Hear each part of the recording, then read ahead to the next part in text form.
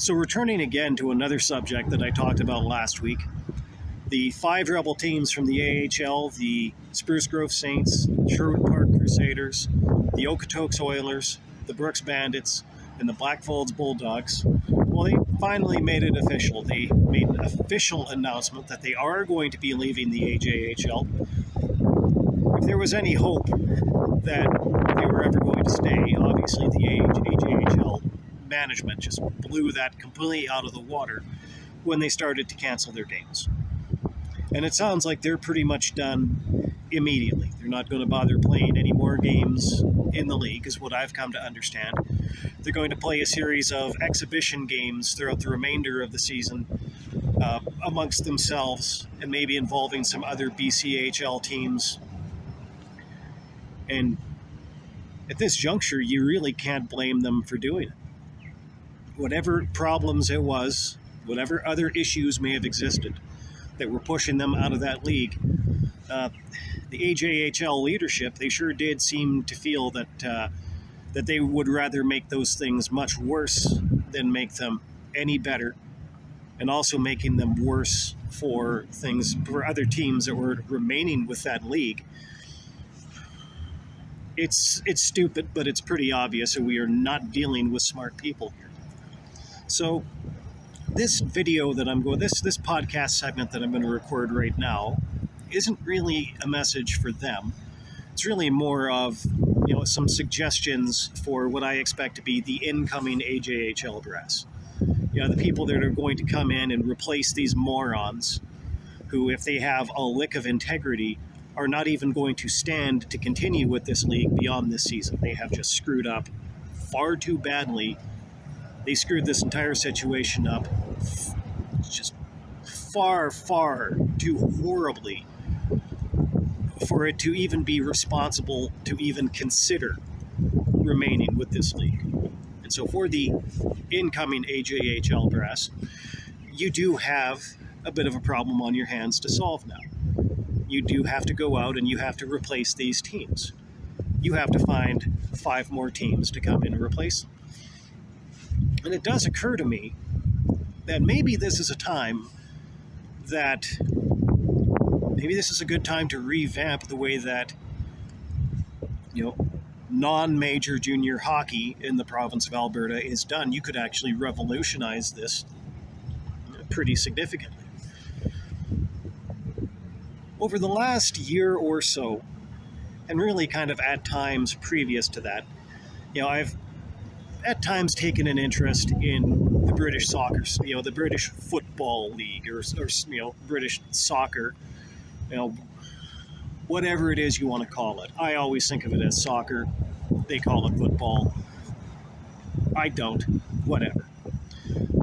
But I think that the most interesting thing that they do in the UK in relation to that sport is with the promotion and relegation system. So for anybody who might not be familiar with the way that this whole thing works, basically, starting with the Premier League, at the end of the year, the last 2 teams in the Premier League, they're basically told, you're not good enough to be here. We're going to kick you down into the lower league. And then the teams that finish number 1 and 2 in the league below them, they're told, you're too good to be in this league. We're going to bring you up and give you an opportunity to compete at the Premier League. And through multiple different levels of the sport, they have this promotion and relegation system. If you've been watching Welcome to Wrexham, the Ryan Reynolds, the Wrexham Red Dragons saga, basically that's a big part of what that whole series, what that whole enterprise is about. Ryan Reynolds, and his friend, McElhaney? I can't think of the guy's first name. Rob McElhaney.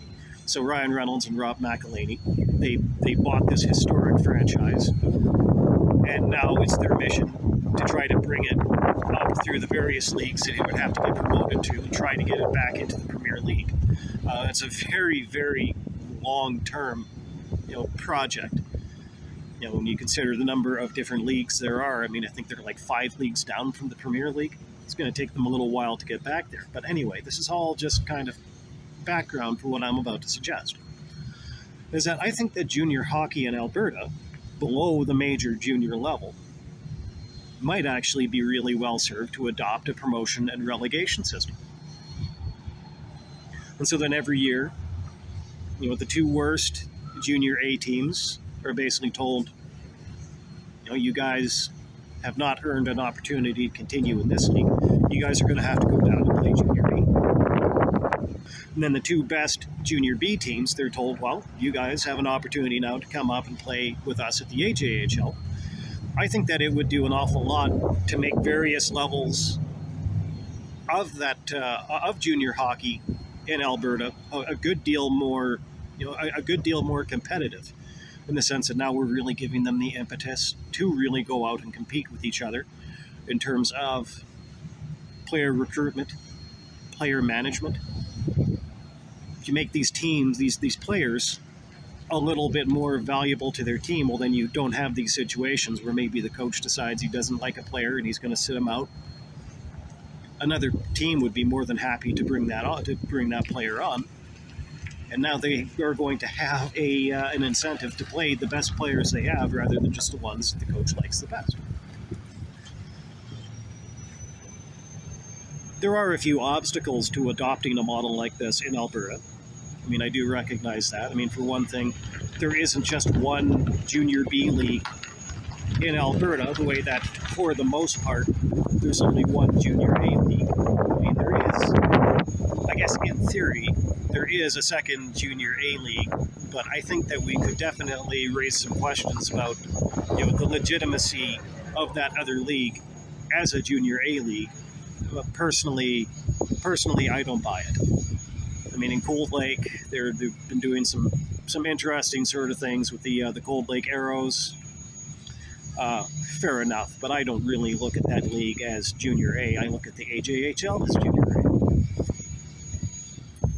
So it might take a lot of convincing, a lot of work to actually establish things so that you can have a clear line of promotion and relegation, between the various levels of junior hockey in Alberta. Or rather, I should say just the 2, junior A and junior B.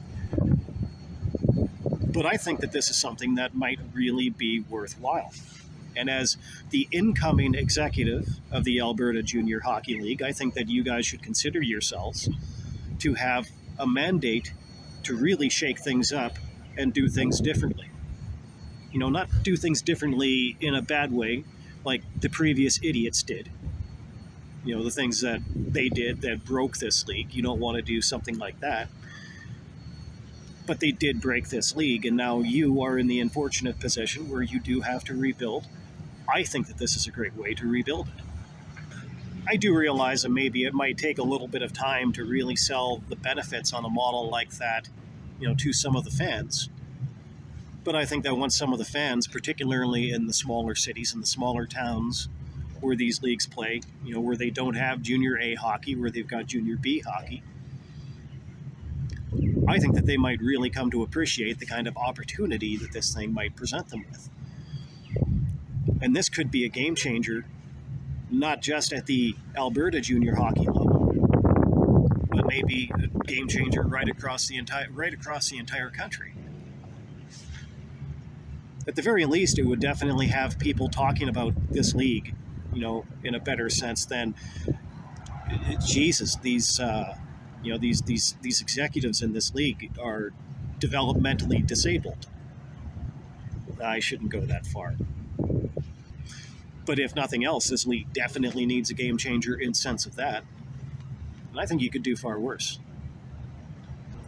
God knows that your predecessors, by the time that this has really become relevant to you, who I will assume have either resigned or been fired, or maybe a combination of both. They just left you a mess. And I think that this would be a really interesting way for you guys to clean that up. But I'm sure you guys will make better decisions than the guys who came before you. God knows it would not be difficult.